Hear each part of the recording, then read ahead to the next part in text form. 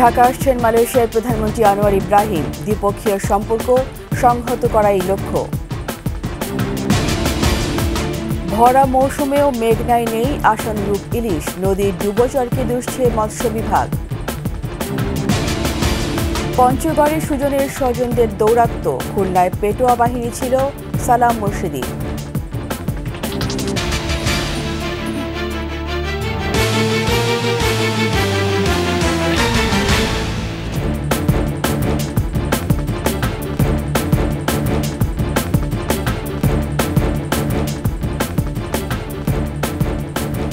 শুনছিলেন first security ইসলামী bank PSC সংবাদ শিরোনাম। আমন্ত্রণ ২১-এর সংবাদের সাথে আছি আমি রীতা চৌধুরী। দর্শক, ২১ টেলিভিশনের সংবাদ একই সাথে সরাসরি দেখতে পাবেন আমাদের ফেসবুক পেজ www.facebook.com/2124 অনলাইনে। সাবস্ক্রাইব করতে পারেন www.youtube.com/21tv চ্যানেলে। সংক্ষিপ্ত সফরে আজ ঢাকা আসছেন মালয়েশিয়ার প্রধানমন্ত্রী দাতো সেরি আনোয়ার ইব্রাহিম। আওয়ামী লীগ সরকারের পতনের পর ডক্টর মোহাম্মদ ইউনূসের নেতৃত্বাধীন অন্তর্বর্তী সরকার ক্ষমতা গ্রহণের পর এটি কোনো বিদেশি সরকার প্রধানের প্রথম সফর। প্রধানমন্ত্রী আনোয়ার ইব্রাহিম ঢাকায় পৌঁছালে দুদেশের ঘনিষ্ঠ সম্পর্কের প্রতিফলন হিসাবে তাকে পূর্ণ রাষ্ট্রীয় মর্যাদায় স্বাগত জানানো হবে। সফরে প্রধান উপদেষ্টার সঙ্গে একান্ত বৈঠক করবেন মালয়েশিয়ার প্রধানমন্ত্রী। এতে অর্থনৈতিক সহযোগিতা, বাণিজ্য ও বিনিয়োগ, শ্রম অভিবাসন সহ স্বার্থসংশ্লিষ্ট বিভিন্ন বিষয় প্রাধান্য পাবে। এছাড়া চলমান রোহিঙ্গা সংকট মোকাবেলার পাশাপাশি আসিয়ান কাঠামোর মধ্যে সেক্টরাল ডায়ালগ পার্টনার হওয়ার আশঙ্কাকে এগিয়ে নিতে বাংলাদেশ মালয়েশিয়ার সমর্থন চাইবে বলে আশা করা হচ্ছে। সফরে রাষ্ট্রপতি মোহাম্মদ শাহাবুদ্দিনের সঙ্গেও সাক্ষাৎ করবেন আনোয়ার ইব্রাহিম।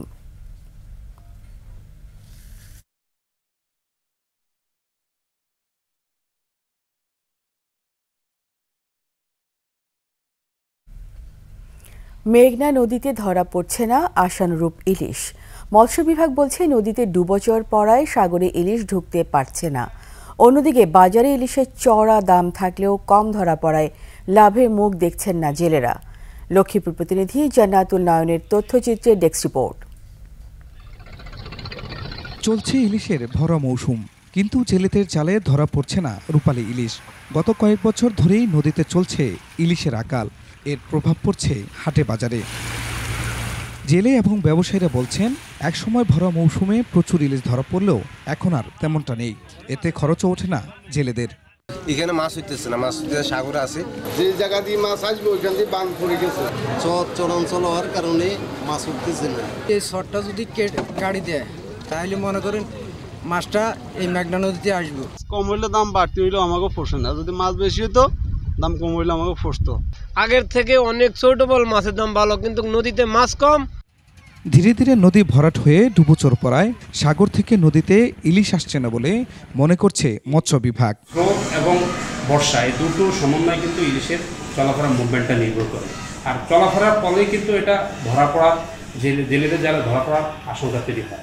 এখন যদি নাব্যতার প্রবলেম হয় অথবা ওই ডুবোচরের সমস্যা হয়, সেই ক্ষেত্রে এটা প্রাকৃতিক বিষয়।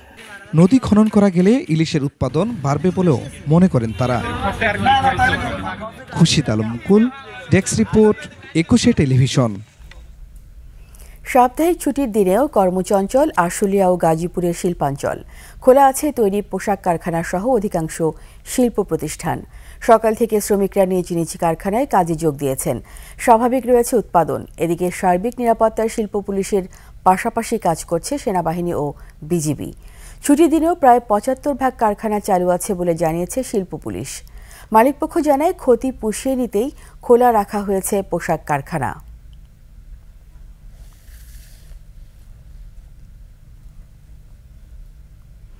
নওগাঁ ১ আসনের সাবেক এমপি ও খাদ্যমন্ত্রী সাধন চন্দ্র মজুমদারকে গ্রেপ্তার করা হয়েছে। গতরাতে রাজধানী বসুন্ধরা আবাসিক এলাকা থেকে তাকে গ্রেপ্তার করে ঢাকা মহানগর গোয়েন্দা পুলিশ। গ্রেপ্তারের পর গোয়েন্দা পুলিশের কার্যালয়ে নেওয়া হয় সাবেক খাদ্যমন্ত্রীকে। এ সময় ইউনিয়ন পরিষদ চেয়ারম্যান ছিলেন সাধন চন্দ্র মজুমদার, ছিলেন উপজেলা চেয়ারম্যানও। পরে সংসদ সদস্য নির্বাচিত হন এবং খাদ্য মন্ত্রণালয়ের দায়িত্ব পান। দায়িত্ব পালনের সময় নওগাঁয় ত্রাসের রাজত্ব কায়েম করেছিলেন সাধন চন্দ্র। গোমস্তাপুরে জমি নিয়ে বিরোধের জেরে এক মাহেন্দ্র চালককে পিটিয়ে হত্যার অভিযোগ আছে তার বিরুদ্ধে। ছাত্র জনতার আন্দোলন নস্যাৎ করতে আগ্নেয়াস্ত্রসহ মাঠে নামিয়েছিলেন ক্যাডার।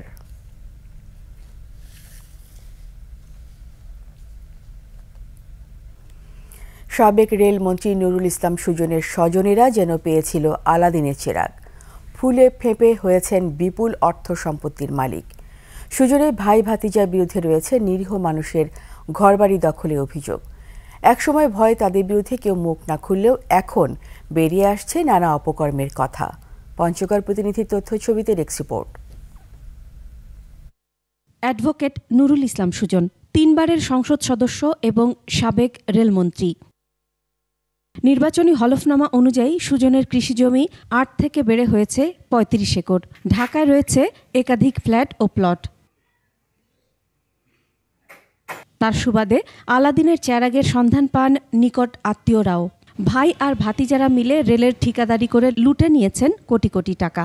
তাদের বিরুদ্ধে রয়েছে সুদের কারবারের অভিযোগ। সুদের টাকা আদায় না হলে দখল করা হতো জমি। রেলমন্ত্রীর ভাইস্তার কাছে 18,000 টাকা নিয়েছিলাম, 47,943 টাকা দিয়েছি, তাও না শোধ হয়নি। চেক স্ট্যাম্প দিয়েছি, ওগুলা ফেরত দেয়নি আজও পর্যন্ত। এর যে জুলুম অত্যাচার, কঠিন জুলুম অত্যাচার, আমার কয়েকবার আটকাইছে। রেলমন্ত্রী আমাদেরকে কিছুই দেয় নাই, ওর ভাইস্তা জ্বালা দিছে, রেলমন্ত্রীর ভাইস্তা জ্বালা দিছে।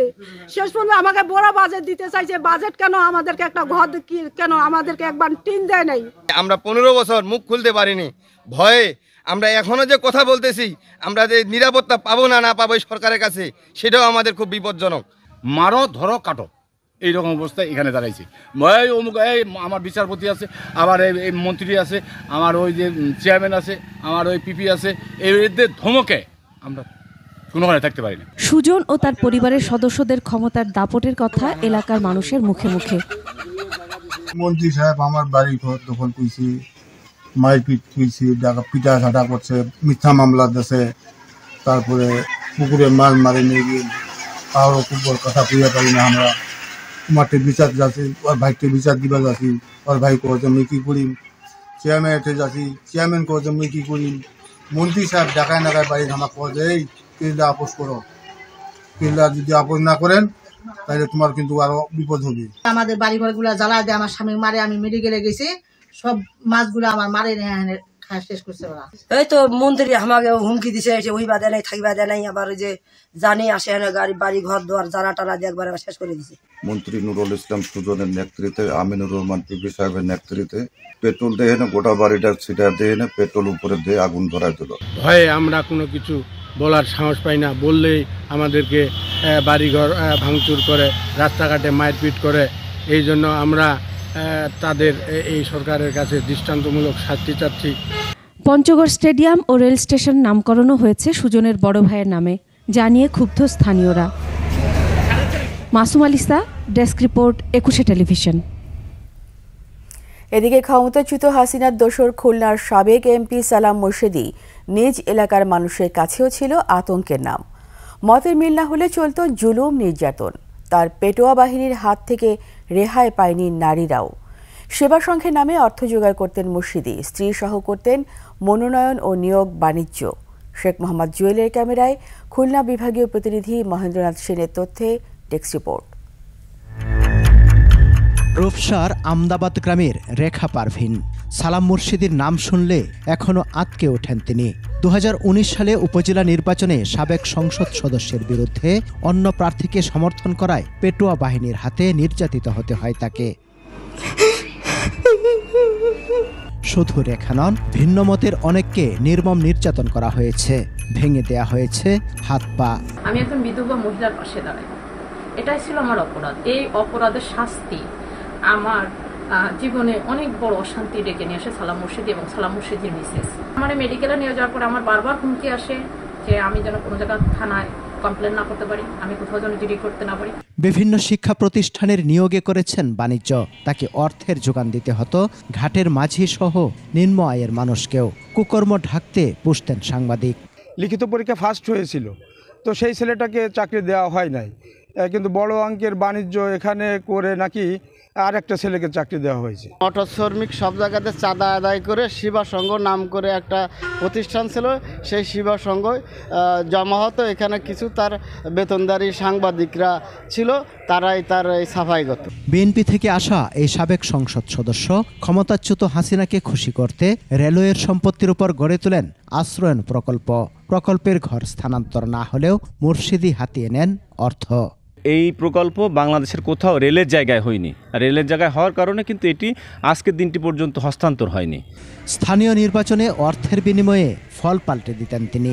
প্রার্থী হিসেবে ওনার মনোনয়ন দেওয়ার কারণে মুজিবর ভাইয়ের হাত থেকে উনি 30 লক্ষ টাকা মনোনয়ন জন্য নিয়েছে, আর ও পাশে ওনার স্ত্রী হাবিবির কাছ থেকে 50 লক্ষ টাকা নিয়েছে। সালাম মুর্শিদির অপকর্মের অন্যতম সহযোগী তার স্ত্রী শারমিন সালামকেও বিচারের আওতায় আনার দাবি এলাকাবাসীর।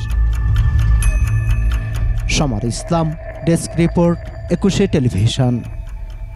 টাইম ম্যাগাজিনের 100 প্রভাবশালী ব্যক্তির তালিকায় উঠে এসেছে বাংলাদেশের অন্তর্বর্তী সরকারের উপদেষ্টা, বৈষম্য বিরোধী আন্দোলনে অন্যতম সমন্বয়ক নাহিদ ইসলামের নাম। গত 2 অক্টোবর বুধবার টাইম 100 নেক্সট 2024 শিরোনামে এই তালিকা প্রকাশ হয়। আফসানা নীলার ডেস্ক রিপোর্ট। 2024 সালের টাইম 100-তে এবার অন্তর্ভুক্ত হল নাহিদ ইসলামের নাম। নাহিদ ইসলাম বাংলাদেশের অন্তর্বর্তী সরকারের ডাক, টেলিযোগাযোগ ও তথ্য প্রযুক্তি এবং তথ্য ও সম্প্রচার উপদেষ্টা। বৈষম্য বিরোধী ছাত্র আন্দোলনের অন্যতম সমন্বয়ক ছিলেন তিনি। নাহিদ ইসলাম সম্পর্কে টাইম লিখেছে, ক্ষমতাধর এই ব্যক্তি সমাজবিজ্ঞানে স্নাতক, 26 বছর বয়সী নাহিদ বাংলাদেশের সাম্প্রতিক গণ আন্দোলনের অনেক নেতার মধ্যেই অন্যতম। সাবেক সরকারের সময় বাংলাদেশের গোয়েন্দা সংস্থার দ্বারা নির্যাতনের শিকার হওয়ার পর সাধারণ মানুষের কাছে তার পরিচিতি বাড়তে থাকে। টাইম আরও লিখেছে, মোহাম্মদ ইউনূসের অন্তর্বর্তী সরকারের জেন জির 2 উপদেষ্টার একজন নাহিদ। 15 বছরের কর্তৃত্ববাদী শাসনে বাংলাদেশের গণতান্ত্রিক ব্যবস্থা যেভাবে ভেঙে পড়েছে, এখন তা মেরামতের চ্যালেঞ্জ নিতে হচ্ছে নতুন সরকারকে। এ প্রসঙ্গে নাহিদ টাইমকে বলেন, নতুন প্রজন্মের ভাবনা ও প্রবণতা বুঝতে হবে, দেশের রাজনৈতিক দলগুলোর মধ্যে সহিংসতার অবসান হতে হবে এবং সামনে এগিয়ে যাওয়া প্রয়োজন বলেও মন্তব্য করেন তিনি। প্রতি বছর বিশ্বের প্রভাবশালী 100 ব্যক্তির এই তালিকা প্রকাশ করে মার্কিন সাময়িকী টাইম। 1999 সাল থেকে প্রতি বছর এই তালিকা প্রকাশিত হচ্ছে। আফসানা নীলা, ডেস্ক রিপোর্ট, 21 টেলিভিশন। বিগত আওয়ামী লীগ সরকারের সময়ে গুমের ঘটনা তদন্তে গঠিত কমিশনের কার্যক্রম শুরুর পর 13 কর্মদিবসে জমা পড়েছে 400 অভিযোগ। ভুক্তভোগীদের দেয়া অভিযোগ অনুযায়ী ডিজিএফআই কার্যালয়ে গিয়ে গোপন বন্দিশালার সন্ধান পেয়েছে কমিশন। সংবাদ সম্মেলনে জানানো হয়, আয়নাঘর নামে পরিচিত জয়েন্ট ইন্টারোগেশন সেলটি ডিজিএফআই সদর দপ্তরের ভেতরেই। দোতলা ওই ভবনে 22টি সেল আছে। বিস্তারিত জানাচ্ছেন দীপু শিকদার। ক্ষমতাচ্যুত শেখ হাসিনার আমলে রাষ্ট্রের পৃষ্ঠপোষকতায় অসংখ্য গুম সংগঠিত হয়। আয়নাঘর নামে বন্দিশালায় রেখে চলে অবর্ণনীয় নির্যাতন। আয়নাঘর কথা বলছেন ইন কমন পার্লেন্স, এটা বেসিক্যালি জয়েন্ট ইন্টারোগেশন সেল। গুম তদন্তে গঠিত কমিশন অফ ইনকোয়ারি আয়োজিত সংবাদ সম্মেলনে হাইকোর্টের অবসরপ্রাপ্ত বিচারপতি মইনুল ইসলাম চৌধুরী আরও জানান, প্রতিরক্ষা গোয়েন্দা মহাপরিদপ্তর ডিজিএফআই কার্যালয়ে এমন গোপন বন্দিশালার সন্ধান মিলেছে। ডিজিএফআই আয়নাঘর আমরা পরিদর্শন করেছি, ডিটেকটিভ ব্রাঞ্চ সিটিটিসির যে ইন্টারোগেশন সেলস পরিদর্শন করেছি। ভিকটিমস অফ এনফোর্সড ডিসঅ্যাপিয়ারেন্স কোনো পাই নাই আমরা। 5 আগস্টের যে চেঞ্জ ওভার, তারপরে হয়তো কিছুদিন ছিল, এরপরে আমরা কি পাইনি। ডিজিএফআইয়ের যে হেডকোয়ার্টার্স তার কম্পাউন্ডে আছে, এটা 2 স্টোরিড বিল্ডিং। তো নিচতলায় সেল আছে প্রায় ধরেন 20-22টা সেল, উপরের তলায় কিছু রুম আছে, ওইটা অ্যাডমিনিস্ট্রেটিভ ওয়ার্ক করতো, তখন করতো, এখন তো এটা ব্যাকএন্ড। তৎকালীন সরকারের নির্দেশে আইন শৃঙ্খলা রক্ষাকারী বাহিনী গুমে জড়িয়ে পড়ে বলেও জানানো হয় সংবাদ সম্মেলনে। গতকাল পর্যন্ত 400 অভিযোগ পেয়েছে। We have already examined and recorded the statements of brigadier general retired Azmi, lieutenant colonel Hasin, ambassador Maruf Zaman, Hummam Quader, barrister Sarwar Hossain, উনি is a former army officer, and others. Around 75 people have given their statements to this commission. 30 September পর্যন্ত অভিযোগ জমা দেওয়ার কথা থাকলেও 10 October পর্যন্ত সময়সীমা বৃদ্ধি করা হয়েছে। সাবসিকুয়েন্টলি আমরা আরেকটা বিজ্ঞপ্তি দিয়ে টাইমলাইনটা আমরা এক্সটেন্ড করে আপ টু 10th অক্টোবর 2024 করা হয়েছে। Dipu Sikder, 21 television, Dhaka. Iran Israel যুদ্ধ শুরু হলে আরও প্রকট হয়ে উঠবে বিশ্ব রাজনীতির বিভাজন। বলার অপেক্ষা রাখে না যার পরিণতি হবে ভয়াবহ। মধ্যপ্রাচ্যে বর্তমান পরিস্থিতি দীর্ঘায়িত হলে অস্থিতিশীল হয়ে উঠবে জ্বালানি তেলের বাজার। অর্থনৈতিক ক্ষতি বয়ে বেড়াতে হবে গোটা বিশ্বকে। আন্তর্জাতিক রাজনীতি বিশ্লেষকরা বলছেন, বর্তমান অস্থিরতা থামার কোনো সুযোগ এখনই নেই। বিস্তারিত জানাচ্ছেন নাহিদ সিরাজি নিম্মি। একের পর এক হামলায় সংঘাতে অস্থির মধ্যপ্রাচ্য, নড়বড়ে এক পরিস্থিতিতে সারা বিশ্ব। অস্থিরতাকে ঘিরে নানা মন্তব্য করছেন বিশ্লেষকরা, কারণ পুরোদমে যুদ্ধ শুরু হলে এর প্রভাব পড়বে বিশ্বজুড়ে। মধ্যপ্রাচ্যে ওয়েস্টের একটা বড় রকমের ইন্টারেস্ট আছে, সেই ইন্টারেস্টের মধ্যমণিতে ইসরায়েল থাকে, কারণ ইসরায়েলকে কেন্দ্র করেই তারা এই পলিটিক্সটাকে করতে পারে। আর এখন নতুন আরেকটা জিও পলিটিক্স তৈরি হয়েছে কাতার এবং আমরা যদি টার্কি, রাশিয়া, চায়নাকে কেন্দ্র করে, সুতরাং সেইটাও খুব গুরুত্বপূর্ণ, কারণ এর মাধ্যমেই এই দুইটা ব্লকের মধ্যে একটা গ্লোবাল পলিটিক্যাল এবং স্ট্র্যাটেজিক কনফ্লিক্ট তৈরি হচ্ছে। সংঘাতের দায়টা বহন করতে হবে মধ্যপ্রাচ্যকে। এই দ্বন্দ্বের খেসারতটা মধ্যপ্রাচ্যকে দিতে হবে, কারণ মধ্যপ্রাচ্যের স্থিতিশীলতা, মধ্যপ্রাচ্যের পলিটিক্যাল উইকনেস এর মধ্যে দিয়ে টিকিয়ে রাখা সম্ভব। বিশ্লেষকরা বলছেন, সংঘাত বন্ধ করতে হলে যুক্তরাষ্ট্রকেই উদ্যোগ নিতে হবে। আপাতত এই অস্থিরতা থামার কোনো উপায় আছে বলে আমার মনে হয় না। দুটো বড় কারণ, একটা হলো আমেরিকার নির্বাচন, কারণ এখানে থামাতে পারে মূলত আমেরিকা ছাড়া আমি মনে করি না ইসরায়েলকে কেউ থামাতে পারে। সংঘাতে জড়ালে সুবিধাজনক অবস্থায় থাকবে না ইসরায়েলও। ইসরায়েলে যদি বড় আকারে মাইগ্রেশন যদি না হয়, মানুষ যদি না আসে, তাহলে তো তার যে রিসোর্স আছে, তার যে জনসংখ্যা আছে, এটা তো কমতে থাকবে স্বাভাবিকভাবে। সেখানে একটা অর্থনীতির একটা ঝামেলা তৈরি হবে। ইসরায়েলের সবচেয়ে বড় বন্ধু যুক্তরাষ্ট্রের আসন্ন নির্বাচনের কারণে এই সংঘাত এখনই থামার কোনো সুযোগ নেই বলছেন বিশ্লেষকরা। নাহিদ সিরাজি নিম্মি, 21 টেলিভিশন, ঢাকা। এরই সাথে শেষ করছি 21 সংবাদ। যাবার আগে ফার্স্ট সিকিউরিটি ইসলামী ব্যাংক পিএলসি সংবাদ শিরোনামগুলো আরও একবার।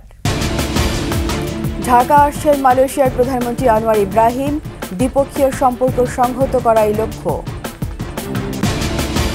ভরা মৌসুমেও মেঘনায় নেই আশানুরূপ ইলিশ, নদীর ডুবোচরকে দুষছে মৎস্য বিভাগ।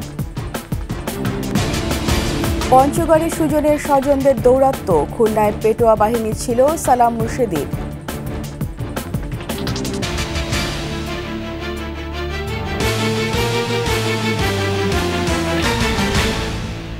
সবশেষ সংবাদ জানতে ডায়াল করুন 2021 নম্বরে, আর ভিজিট করুন 21-tv.com ওয়েবসাইটে। এছাড়া ফেসবুকে ভিজিট করতে পারেন www.facebook.com/2124 অনলাইনে। সাবস্ক্রাইব করতে পারেন www.youtube.com/21tv চ্যানেলে। এতক্ষণ সঙ্গে থাকার জন্য সবাইকে ধন্যবাদ। পরবর্তী সংবাদ সকাল 11টায় দেখার আমন্ত্রণ রইল। 21-এর সাথেই থাকুন।